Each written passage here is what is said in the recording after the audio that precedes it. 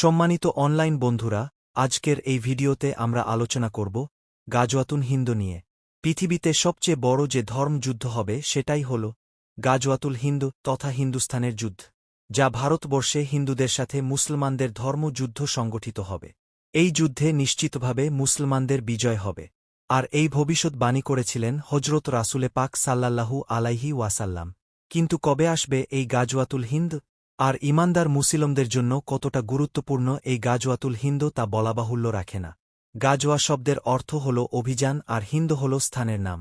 400 বছর আগে বর্তমান ভারত, বাংলাদেশ, মায়ানমার, শ্রীলঙ্কা, আফগানিস্তান, পাকিস্তান, নেপাল ও ভুটানকে বলা হতো হিন্দ, অর্থাৎ ভারতীয় উপমহাদেশকে বলা হতো হিন্দ বা হিন্দুস্থান। পবিত্র হাদিস শরীফে গাজওয়াতুল হিন্দ সম্পর্কে বলা হয়েছে, এটা হবে কাফের বা মুশরিকদের সাথে মুসলমানদের পৃথিবীর ভিতর বৃহত্তর জিহাদ বা যুদ্ধ।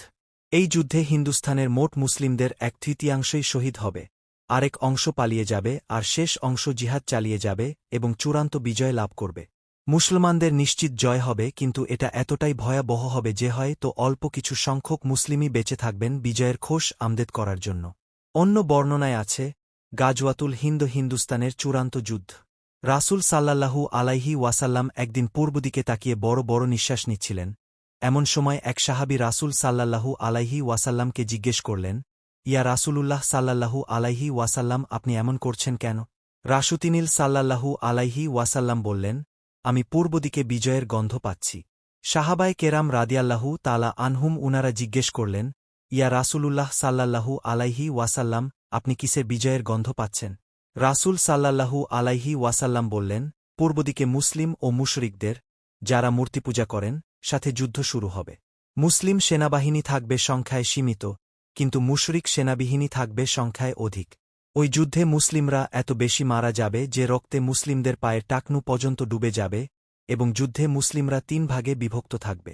এক ভাগ বিশাল মুশরিক বাহিনী দেখে ভয়ে পালিয়ে যাবে, তারাই হল জাহান্নামী। আর এক ভাগ সবাই যুদ্ধে শহীদ হবেন। শেষ ভাগ আল্লাহর উপর ভরসা করে যুদ্ধ চালিয়ে যাবে এবং শেষ পর্যন্ত জয় লাভ করবেন। দয়াল নবী রাসূলে পাক সাল্লাল্লাহু আলাইহি ওয়াসাল্লাম বলেন, এই যুদ্ধ বদর যুদ্ধের সমতুল্য।